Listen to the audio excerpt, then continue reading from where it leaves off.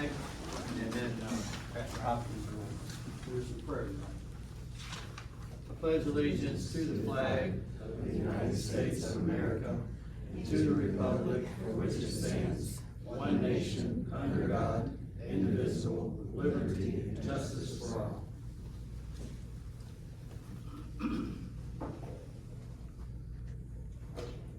The Bible says that we're to rejoice always, pray without ceasing, and in everything give thanks, for this is the will of God for us. So Father, tonight we just give you thanks. We thank you for the beautiful day that you graced us with. It is perfect outside. God, we thank you for this meeting and the opportunity to serve our community. It is a privilege to be able to use the gifts and the graces you've given each one of us to help others, to do good for others, to plan and to organize and to strategize for our community, to make it into the community, God, that we believe honors you and honors our neighbors. It is a gift, and we are grateful. And Lord, tonight we just give you thanks. I pray that you bless each one of these council members with the spirit of wisdom and knowledge, the spirit of understanding, the spirit of counsel and might, the fear of you, God, and your fullness. And God, I pray that you'll bless this community, Wilmore, with your Holy Spirit. You've done it over and over, pouring yourself out over there in Hughes Chapels. God, we celebrate you. We thank you for this community. And we pray that you'll lead and direct this meeting and all future meetings for your glory. In Jesus' name I pray. Everybody said? Amen. Amen. Amen. Thank you, Doug, for coming tonight.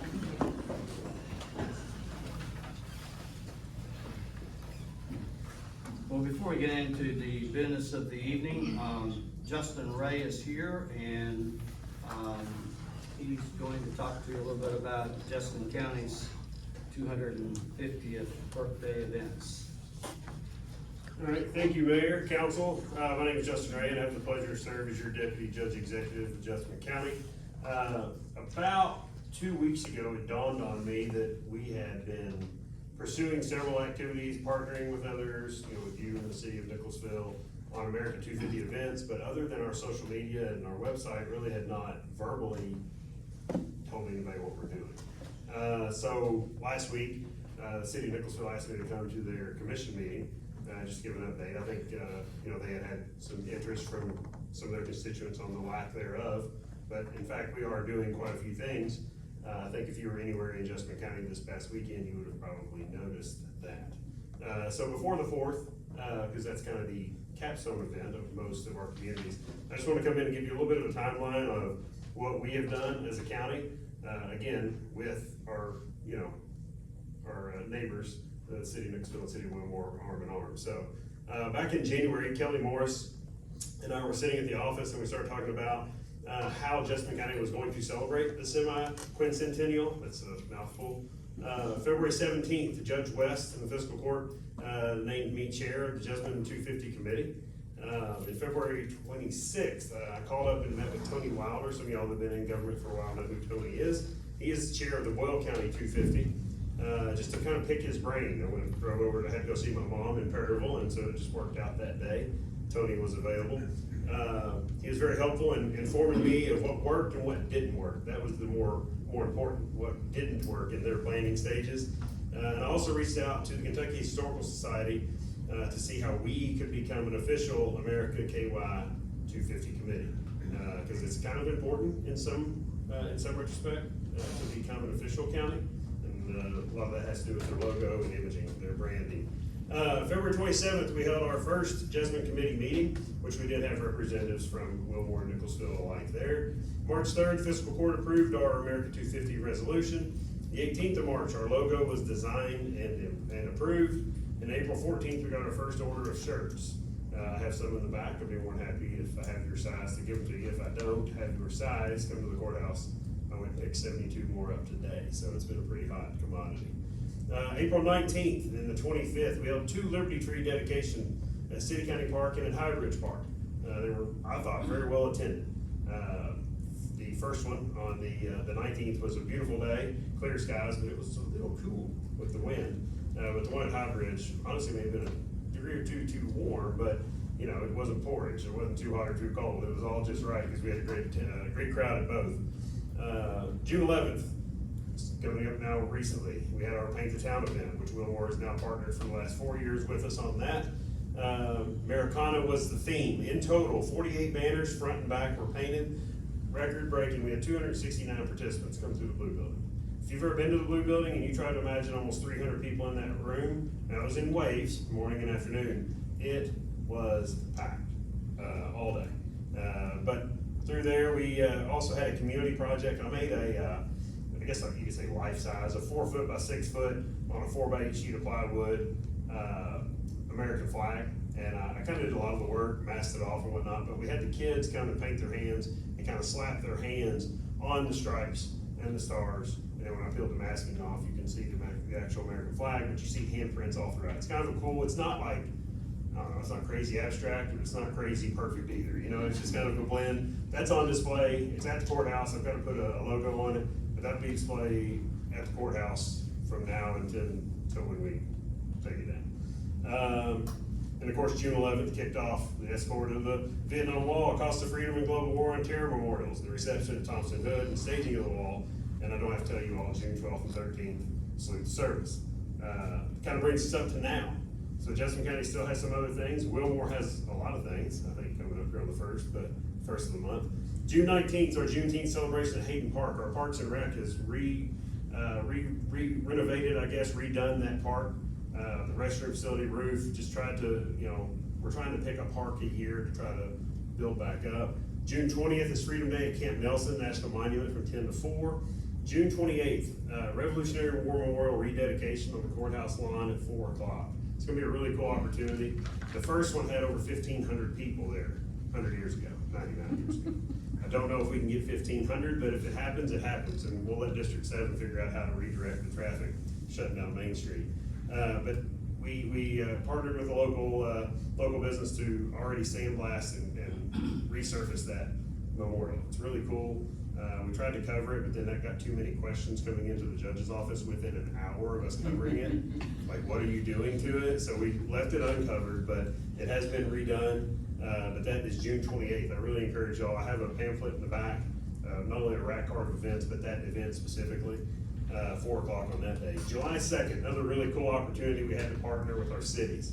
It's the bell ringing ceremony. We had a magistrate from a few years ago, Mr. Jimmy Wells, had put a post on his Facebook page about, and for the 200th, that we did nothing. Our communities did absolutely nothing for the 200th. And of course, I wasn't here.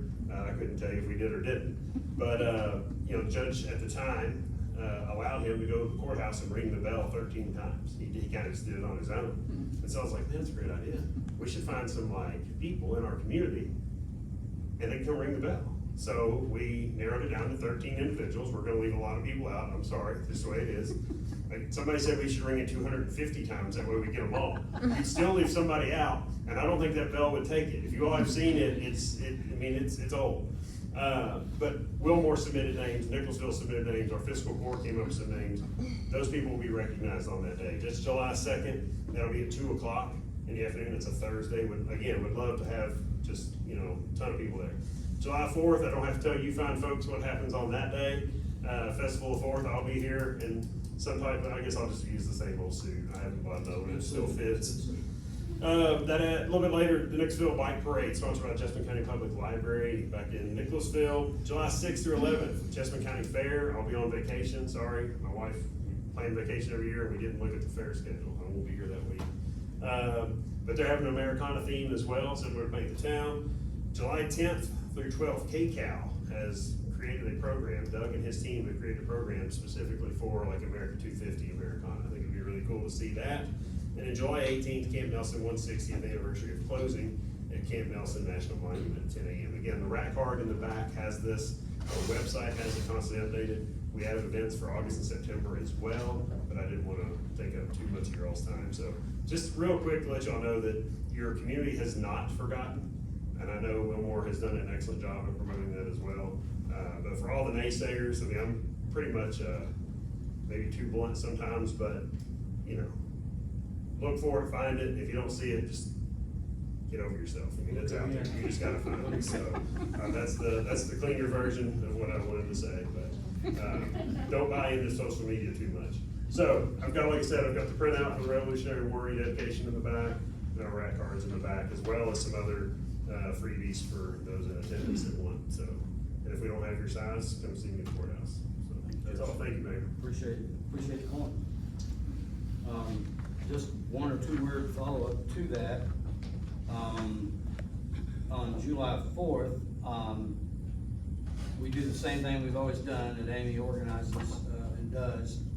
And then in addition to that, we've got to get the word out on this part. We just met this last week to finalize that. We're doing a community band concert at Hughes Auditorium at 1 o'clock. And the seminary has come on board to provide the ice cream, I guess it's okay to announce.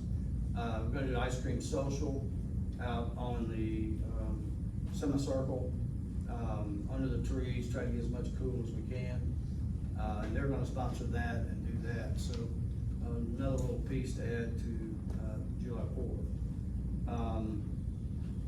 Down the hallway, if you haven't seen it, Free Methodist Church has been very involved in our 150, 250 group from their church. Made a flag out of construction paper. Is that what that is? Construction paper, but involved their children to make that. And it's beautiful. It goes all the way to the floor, down the hallway there, if you take a look at that. And then just in summary, Salute to Service is gonna have a summary meeting again. Our last meeting will be on Wednesday at 9:30. If anyone's interested in being at that, you're welcome. It's an open meeting. Yeah, we're over the top on that. That exceeded everything we dreamed of, and if you weren't there, you missed one of the great opportunities to honor the heroes of Wilmore. On Friday night, we did the 9/11 program. It is 9/11/25 this year, so we're going to do another event on 9/11 or close to that, and keep that piece of steel. We have a piece of steel out of Tower 2 that was on display, and the Nicholasville Police and Fire Honor Guard did an unbelievable job with the flag and the shots and the bugle to honor that, and that was a very stirring demonstration that they did to honor that date. But we had about 280, somewhere along in there, veterans honored altogether, including 14 MIA POWs, including one that lived on Lexington Avenue, was student body president of his 1938 class, right here at Wilmore High School. But there was 83 family members supposed to be there. They all didn't show up. But all the families were represented by at least someone, or a group of 5 or 6 sometimes. And then 88 veterans in sight were honored, 35 in a public gathering, including 7 World War II veterans that received the Quilt of Valor, where quilts are made by a group to bring and put around them with their name on it. That was a very, made you cry. And then we honored 55 in the rooms that couldn't even come out to that. And while we were on Roosevelt Hall, one died. And so that was a solemn moment that we're reminded even again how serious this is. And then the evening of Saturday was overwhelming. And Judy was on the committee, and I remember her saying, I don't know if that's enough chairs. We originally had, I think, 300 chairs lined up for that, and then it was 400 chairs, then it was 500 chairs, and we didn't have enough chairs. And we had standing room. And many in this room, and I'll not take the time now to honor you, because that's going to be done at another time, did an unbelievable amount of volunteer work and help, and we appreciate that. and that will be recognized. But if I start doing that now, then I've left somebody out, and, I'm gonna wait to do that when the committee has checked off all the names of all the volunteers and all those people that lined up to help. But thank you so much, Wilmore, for supporting that. It was overwhelming support. Thank the county government, and, you were our largest, contributor beyond the trust fund, and we appreciate that, and that's what made it happen. What we did cost a lot of money, and it took a lot of money, and, we appreciate what you did to help us honor those veterans. Okay, we move to, approval of the minutes. June 1 meeting. So moved. Thank you. Second. All in favor of approval of the minutes of June 1, please indicate by aye. Aye. Any opposed?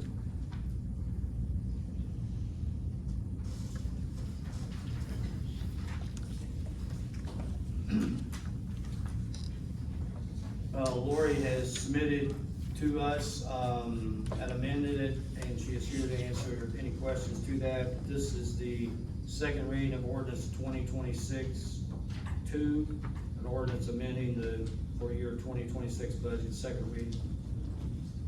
Guess, is there any question on that to direct to Laura?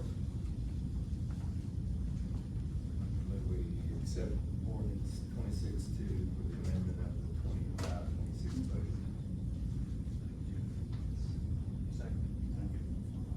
Is there discussion of the motion for approval of the second reading? Again, all in favor, please indicate by aye. Aye. Any opposed? Thank you. Next item is revision of section 7.1 of the City of Wilmore zoning ordinance related to amending the fee schedule. Christopher Montgomery, Director of Justice County, City of Wilmore. Already have a copy.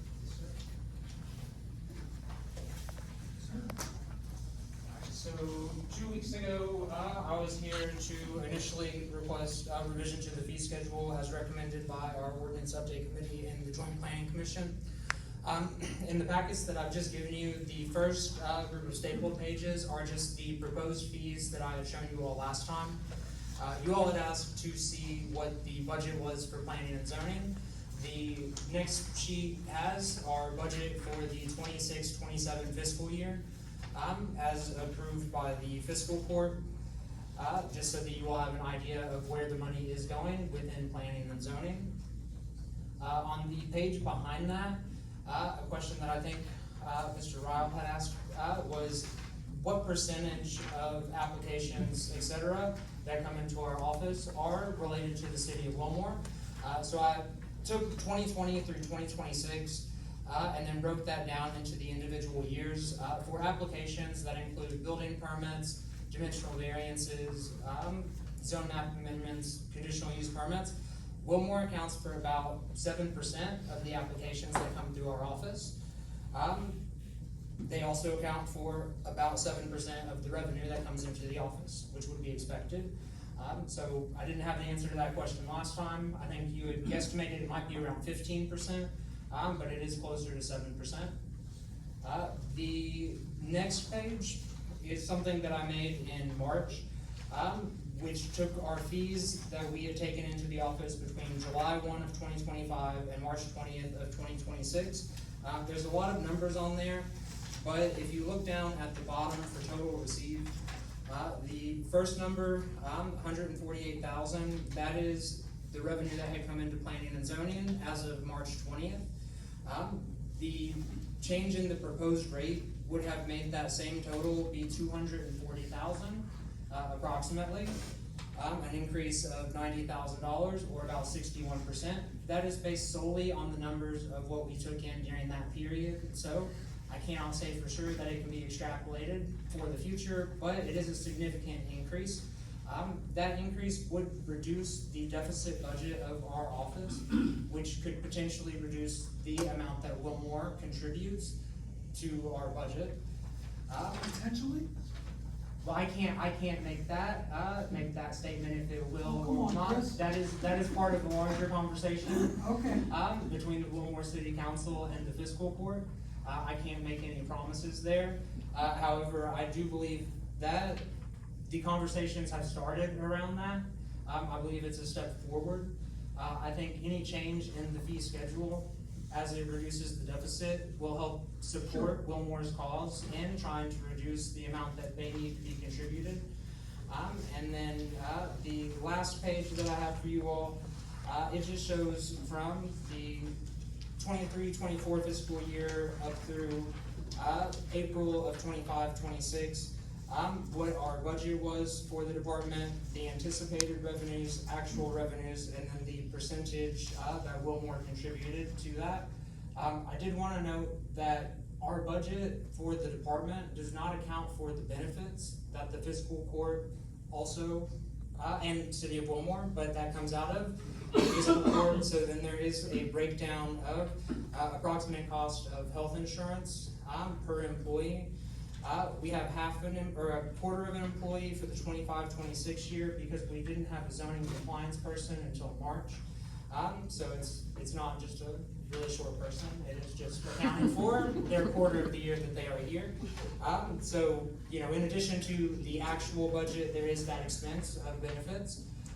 So I wanted you all to have that, partially because you asked for it, but also because of transparency, so you all know where the money that you're contributing is going. And like I said, any increase in the fees will reduce the overall deficit budget, which should decrease the amount that Wilmore contributes. And I can try to answer any questions that you all may have. Why do you keep looking at me? Because you had most of the questions last time.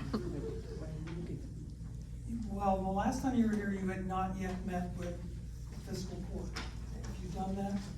As far as the proposal to change. On the fee increases. On that, I requested that the fiscal court postpone it. Okay, Because I did not want to have it go through the fiscal court and be approved and then have a different fee schedule for the City of Wilmore and Jessamine County.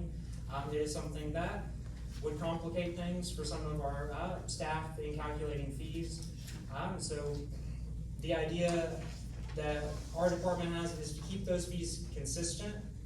And I know you all, the council had expressed last time that perhaps a higher increase in the fee amounts, where Wilmore only accounts for about 7% of our applications. Any increase, 90% plus of it is gonna go to the residents of Jessamine County. So I didn't want to propose a higher increase that is ultimately gonna be passed on to them in order to satisfy what Wilmore was requesting at that time. However, like I said, I believe the conversation has started around the contributions from Wilmore to planning and zoning, and I think that is a step in the right direction. The conversation has started. I have talked to the judge. Justin, I think, was there, part of that conversation. I think our numbers show maybe more like 160 a year contribution. And again, as you've noted, if you're 7% of the workload, but you're paying a third of the deficit, we're interested in how you reduce the deficit or reduce our part of the deficit. The budget at one time was about $100,000 deficit, and we paid, for years, we paid like $33,000. That's why it was always a third. We just paid a flat $33,000. And then it became to be a percentage some 15 years ago, I guess. And now the budget is $700,000 a year. But we're only 7% of that workload. So yes, I'm having that conversation. As most of you know, we have 5 members there, and the county has 5. But constitutionally, that's the way it has to be. You can't have less membership than 5. So some have said, well, you shouldn't have 5 members, you're only paying a third of that. But it doesn't matter. You have to have 5 and 5. We've had some discussion of how do we reduce that proportionally to where we might only have 1. And the judge and I would, or you, council, would necessarily maybe appoint more county people to to that board to make that more representative of the county, those people living in the county. Because ultimately, decisions start and come back here for this council, so we don't necessarily lose what we need to have as far as your final distribution of this, but we have to reduce that budget. I mean, that just continues to grow and will continue to grow as the county continues to grow. We need more and more people. You know, your legal fees, and we could discuss it, I'm not surprised with that. The legal fees is more than the total budget was when we started doing this. And those are gonna grow. Your salary will not grow proportionally to what the legal fees do. So that's just, I mean, we just got out of a legal fee that we're named in, and we're not a part of, you know. So we've had that discussion, the attorneys had that discussion, I've met with the attorney, I've met with the judge. Again, we only speak for ourselves, we don't speak for our total body. As far as the vote, it has to be the total body, so. But that's the discussion we've had in the background. The fee structure, agreed, Judge agreed, I agreed, it should be the same rate structure. Makes it just more practical in what the fees are. So, that's their proposal, is that we adopt the same fee schedule as the county will adopt. And that's why it's back to you now for your consideration. And that's the recommendation. That's the recommendation. Well, I get, Chris, I appreciate all of your information, and I'll move that we adopt the fee schedule as presented. Second. Thank you. Thank you. And it is a $90,000 step toward reducing that deficit. But that was just $90,000 increase as of March. Yes, So, yeah, so it could be more, but it's a start. so, So we've got a motion and a second. Any other discussion? Question, all in favor, please indicate by aye. Aye. Any opposed? Thank you, well done. Did you want to speak to the map? there was an item of business in between my next two. I don't know if you wanted to do that one first. Let's or- go ahead and do yours and finish, Okay. please.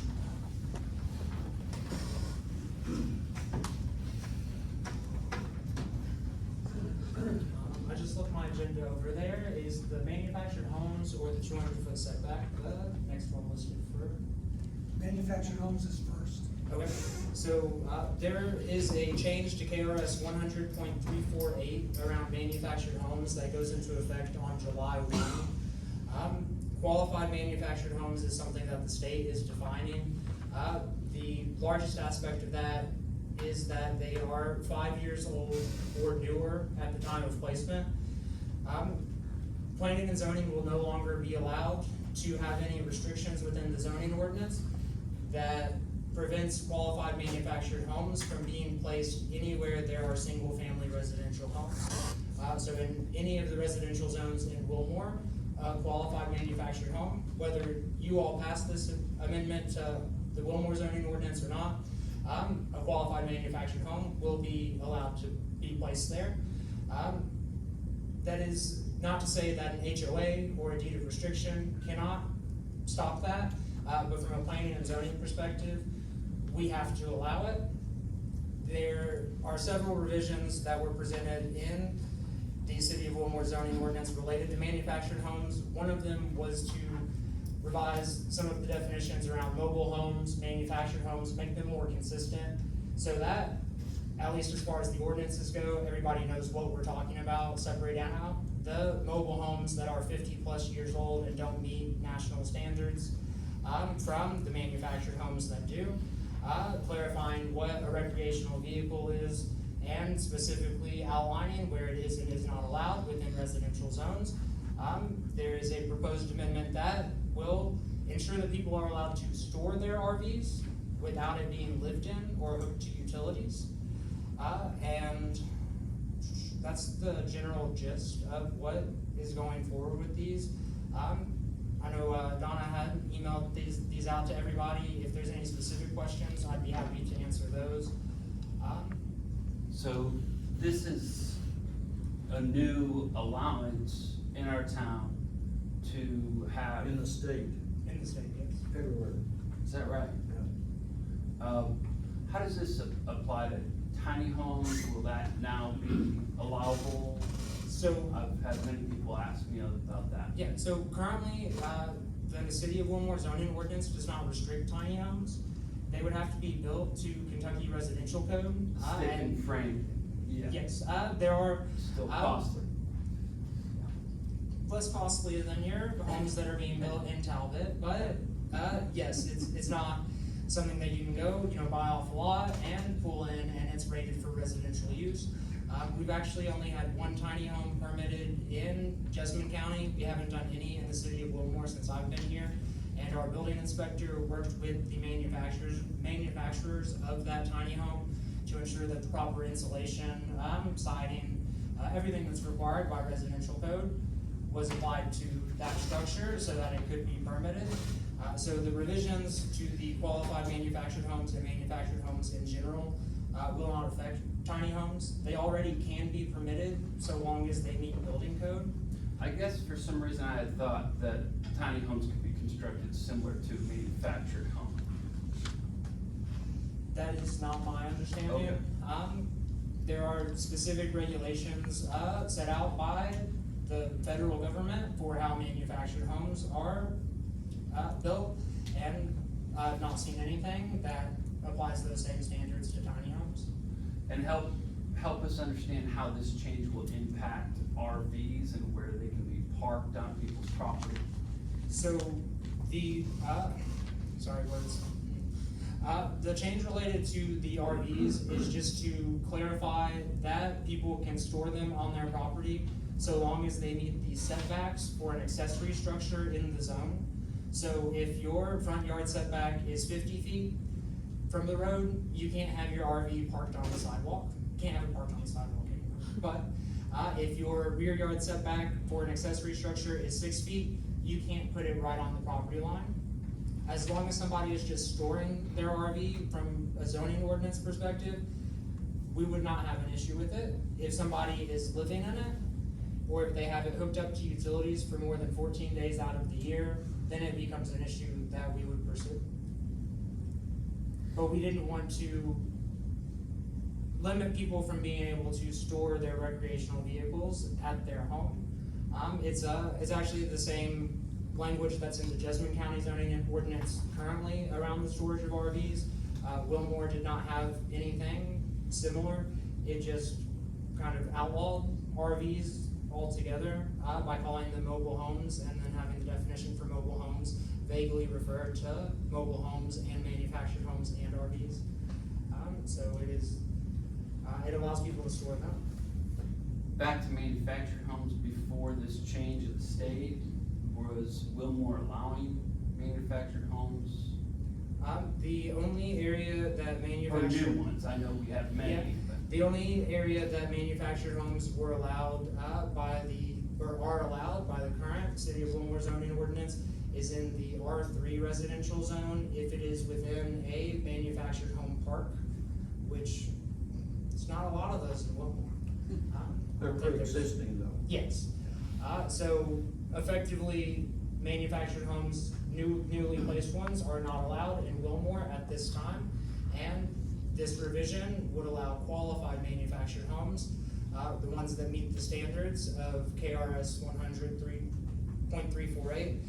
So they're 5 years old or newer, they're a minimum of 900 square feet, 20 feet wide. 20 feet wide, and affixed to a permanent foundation. Those will be allowed in the residential zones in Wilmore. They're allowed either way, because the state law. Yes, We're just becoming compliant with the state law, right? that is correct. With these minimums though, that'd be 900 square feet, 20 feet wide, and permanent foundation, and 5 years old or less construction. So I had a lot for sale on Bellevue and Hinkle, and so at the time that it was listed, it wasn't allowed, but now it would be allowed. So July 1. If it meets these standards that you just mentioned. So all this is not today, it's as of July 1st. Correct. The state changes go into effect July 1st. These can be passed now. It does require 2 readings by the city council. But regardless of whether the Wilmore City Council passes this or not, planning and zoning will be legally required to permit qualified manufactured homes in residential zones. Leaving the ordinances as they are where it prohibits them could allow Wilmore to take use of some of those legal fees that we have in our budget.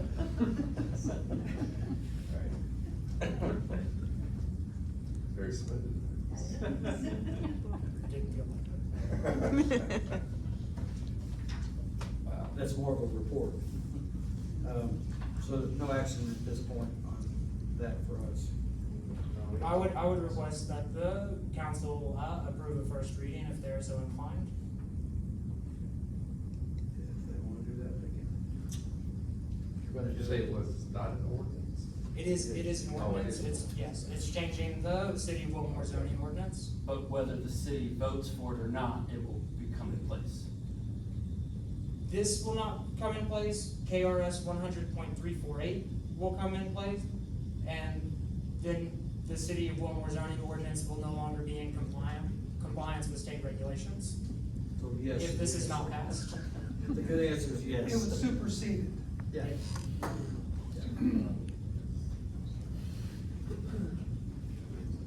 So you have a proposal then, do you wanna take action on it tonight? Yeah, I would edit it so that it meets state law. Or will have to? Second, And again, so that there's no misunderstandings. Has to be 5 years or newer construction, Yes. has to be put on a permanent foundation, has to be 900 square feet, and has to have 20-foot minimum width at some point, or that's the minimum width, Yes, sir. 20 feet. And it has to be oriented the same as the others. Yes. Yes. So that its main entrance door faces the street. Those are the Is what KRS stipulations of the state's approval. So, is that a motion? Is there a second? you already have that. Second? That was you? Okay. So discussion? Okay, Deed restrictions can still limit it, right? you're not gonna put it where it says it has to be 2,400 square feet or whatever. Although I will make note that planning and zoning does not enforce deed restrictions, those have to be done through civil means. So if somebody applied to put a qualified manufactured home in Talbot, we would legally be required to approve the application if it meets these standards. I don't think anybody's going to do that. Get your legal things out, get them ready. Somebody will. I've got Henry on speed dial, so. Yeah, I haven't had much of an issue with planning and zoning, but I do have an issue, and have had an issue, where you knowingly approve a zoning change that you know is in direct violation of a deed restriction. I get it, you're not supposed to be enforcing them, but you neither can you exempt people, and you've been doing that in Talbot. People have come to planning and zoning, wanting a zoning variance that is really a deed restriction, and you've approved it. Yes, sir. We are legally required to do so. We don't, our office doesn't enforce deed restrictions. They are between private parties, the HOA or the developer of the subdivision and the people purchasing lots. And that is not the role of planning and zoning. It is to enforce the ordinances enacted by the city of Wilmore. If we were to deny somebody because of a deed restriction, then we would open up planning and zoning in the city of Wilmore to lawsuits for not approving that. I see it differently than that, but I understand that that's your position. Is there other discussion? All in favor of approval of the first reading, please indicate by aye. Aye. Opposed? Thank you. Second? Last thing I've got, the Jessamine County zoning ordinance, the city of Wilmore zoning ordinance, and the Joint Planning Commission subdivision regulations all contain identical text about the 200-foot setback along US 68, US 27, and Kentucky 29. The planning commission has recommended a change to that ordinance, that would keep the 200-foot setback along Kentucky 29 as it is now in the city of Wilmore, would also keep the 200-foot setback along US 68 south of mile point 10.8, which is approximately the southern entrance of Southland Christian Church, and about 0.2 miles before the start of the scenic byway designation of US 68. It would remove the 200-foot setback north of the southern entrance of Southland, where there is already residential and commercial development within that 200-foot setback. It would just allow those individuals and companies that have things constructed already, if they need to remodel or do an addition, it makes it easier for them so they don't have to get a variance because they have pre-existing structures within that setback. It would also change the 200-foot setback along US 27 to a 100-foot setback from Kentucky 1268 Bethel Road north. Bethel Road is just south of it's about 0.2 miles south of the city limits of Nicholasville. City of Nicholasville currently applies a 100-foot setback along US 27. Jessamine County has unincorporated properties in random spots along US 27. The change from 200 feet to 100 feet there is to help match the city of Nicholasville, so that development can be comparable in the unincorporated county and the city of Nicholasville along US 27. There is no actual change to the setbacks in and around the city of Wilmore. It is because the text is identical in the subdivision regulations, zoning ordinance for the city of Wilmore, and the Jessamine County zoning ordinance that this is coming before you all today. So does that come as a report only? I'm sorry? Does that come as just a report? No, this requires action as well. Yes, sir. What is the distance of the setback in the red zone above Southland? So the setback in the red zone there, it would be based on the individual zoning of the property.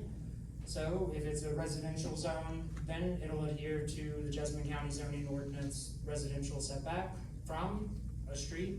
And then the same thing with the commercial properties that are in that area. They will still have setbacks, they just won't have the 200-foot setback from the right of way. That currently puts many of the houses in those subdivisions, they're non-conforming. They are entirely, the entire property that people own is within the 200-foot setback. So is there any, I'm trying to follow that in my mind up the road, but is there any undeveloped land between Southland and the line? The only area that is close to this is the Cassidy Farm, which is directly across from Southland, which recently underwent a zone map amendment and approval of a development plan and preliminary plat. That keeps the 200-foot setback there. It's actually where they are gonna have the leach lines for a self-contained sewer system for the neighborhood, so that area will remain green space. So this does not actually, anywhere that is currently undeveloped and may fall within that red line, already has an approved plan that will still adhere to the 200-foot setback. So there's not any opportunity for any undeveloped land to get closer than what things already are in that area. And the reason we're being asked to take action when none of this applies to Wilmore? Is because the zoning ordinance for the city of Wilmore is identical to the zoning ordinance for Jessamine County and the subdivision regulations in regard to these setbacks. That's what I thought.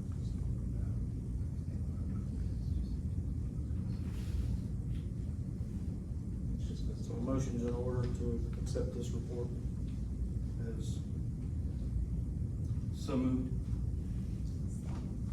Second. okay, thank you. You got third. Give to Sharon, I'm sorry.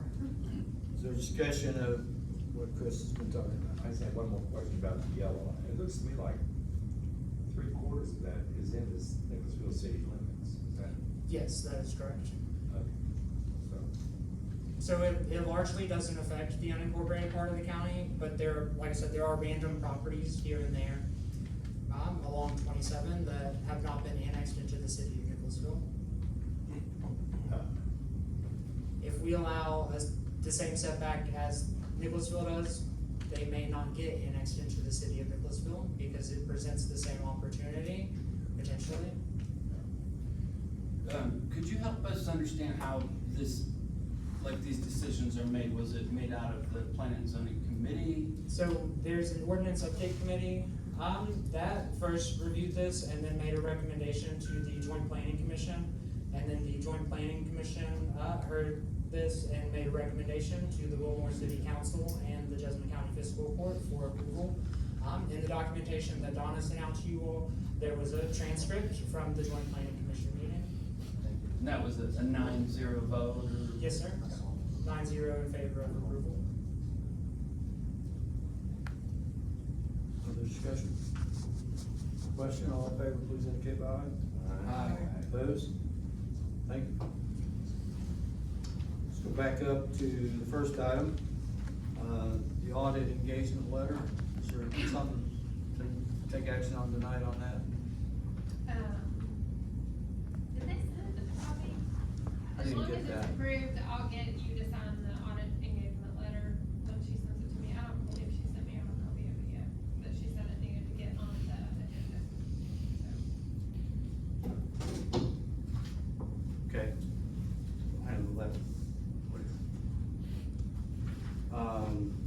Request for $50,000 from municipal road aid to be allocated to the sidewalk repairs, Sharon? Yes, so the sidewalk committee, is asking for $50,000 from municipal road aid. We are going to, this phase of it, do each 4 sections of the town. We're gonna take a sidewalk and complete those. There are some really bad ones, so, Lori and I talked, and because we didn't get as much money as we did last year, we're doing 50,000. Then the salt will come out of it, and then what's left in the spring, we can do the rest of the sidewalks. So we can just have 50,000 now, that would be fantastic. So it just takes a council approval if you wanna move that, so yours is the motion, I guess, Mine's a since that's a committee. Second discussion. Question, all in favor, please indicate by aye. Aye. Okay, the last item here is the Parking Appeals Committee. Nelson's not here tonight. Do you have those names?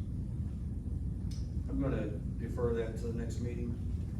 He submitted 5 names of, if someone gets a ticket in Wilmore, they can appeal it to a committee of citizenry. There's 5 members of that. And, I don't have those names. You know those, John? No, I know Eric Walsh is one of them. I don't know the other ones. I keep wanting to appoint Christopher Montgomery. I'm not a citizen of Wilmore. I'll bring that before you at the next meeting. It's just needs a ratification of the council. It's, they hardly ever meet, but if they, wanna appeal a ticket, that's local but doesn't go to the court system, they come before that committee. Are there any reports from the council? Are there any reports from staff? Are there any reports from the floor? I would just like to thank the committee for everyone who did the Salute to Service committee and planned such an amazing event. So just as a citizen, thank you so much for all those who put a lot of effort into what an amazing event that was. So just. You moved a few chairs yourself. But the committee really did I such an amazing event, and Didn't mean to take. No, I credit just away from that. wanna say thank you to all those who really Thank planned you. such a, Thank you. did a lot for that, so thank you. Been a good weekend for Wilmore. And thank you.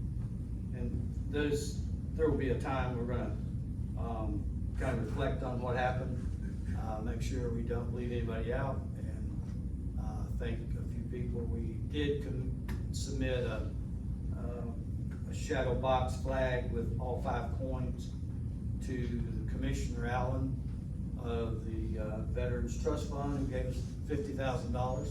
So we thought that was quite appropriate to do that. Then we have some other presentations of some banner donors. We had a lot of donors pay for this. And a lot of contributions, a lot of in-kind, and a lot of wonderful volunteers. And thank you all, and appreciate that. Okay, if there's no other requests, then no motion. Not a Oh, I'm request. sorry. I just wanted to thank you all for turning the microphones on. Can you hear me now? But at least the lights are on. They're all on. Good. You're welcome. Scott? I just wanted to address, local, nuisance ordinances. I know I've messaged a few of you, and we've had some conversations, and I appreciate that, but just wanted to get an update for the community as well as myself as where things are going. I did listen to the last council meeting, got some good information, but I'm wondering if there's additional ordinance language, fee structures or other teeth that are options for remedying, I can't say it, sorry, many of the nuisances around our community that's impacting quality of life, property values, general enjoyment of property, so. I don't know if there's any updates or additional things that council would consider to add more teeth to what we have in place. Chief is not here to speak, so I'm not speaking for him, but they did appoint 2 members of the police department to be enforcement. And on one, I think you were talking about in particular, they did a site evaluation, gave him 15 days, came back, did a second site evaluation, gave him 15 days. And that's the latest that I've heard on that particular property. The house at 601 East Main closed last week, and that one will be moving forward. So we're so thankful on that light there. There's others, and certainly I can't add much to what has been said other than I'm sorry, and I think we're working through it. It doesn't move as fast as it should, but it didn't happen this week. It's been a 50-year accumulation, and I'm sorry, but we're gonna work on it. I mean, will the council consider additional ordinances or language to, in addition to what we have today? And if we would, what would that look like? And, cause I mean, we've done liens, I've heard, we've done fines, and it just all falls to the wayside. Fines get paid by friends, and it doesn't do anything. And that fine, bucket go to my pockets, and I've got $1,000 in trees I'm looking to plant, because that's where, or about probably 3,000 in fencing, so, I mean, that's. We have several people that are very active in the tree committee, and it might be that's where we go. I have some in mind, but it's like, anyway, you all know where I stand on this, and I know it's a long accumulation, but that's also, I mean, I'll say, it should never have gotten there. Shame on Wilmore for letting it get there, you know? And so, and shame on those individuals that have decided not to be good neighbors. And so, I'm trying to bite my tongue and not stoop to where they are, but it's a battle every day, and I pay a lot of taxes to live in a house that I don't like living in because of it, so. And other people do too. You know, our neighbors just spent $400,000 on a house, and they've got things I've sent you pictures of behind their house. They're just too nice to say anything, but I've sat back long enough, and I am, but no one should have to, just, anyway, thank you. I'm more than glad to meet with you, and I know you copied 2 other people on this committee, and if we need a committee to meet with you and the police and the enforcement as a sit-down, here's what we can do and what we're not gonna be able to do. So I'll give an example. So I work in Lexington for UK. We had a neighbor who had blight, and as you might be shocked to know, I called the city and as part of my job and got that address. They had 60 days, and about day 50, I thought, okay, what's gonna happen? It was fixed. They took care of it. And so that person was it was a business that was really blighted, and it was making our business look really bad. And so the process worked. There was no additional court stuff, there was no additional fines, they rebuilt their fence and got their stuff tidied up, so it worked. I'm just hopeful that's what, I guess I've seen it not work plenty of times. Well, you have seen 2 fences go up in Wilmore. I know, I love them, I'm And thinking, 2 let's. properties that we have worked on that have made some difference. It's not fixed, but it's improved. No, I appreciate those fences. That was part of the directive of our own local enforcement to get that much done. So the city paid for the fence? No, we Oh, didn't pay for okay. any of that. Okay. We encouraged them to do it, or move it. So that could be where, Have fences been, I guess, also suggested for the properties in question that I have? They started one a few years ago, but it never got much. I offered to help them build it and move stuff, and I've not been taken up on that, I committed to a meeting with you this week, Okay. if you will meet.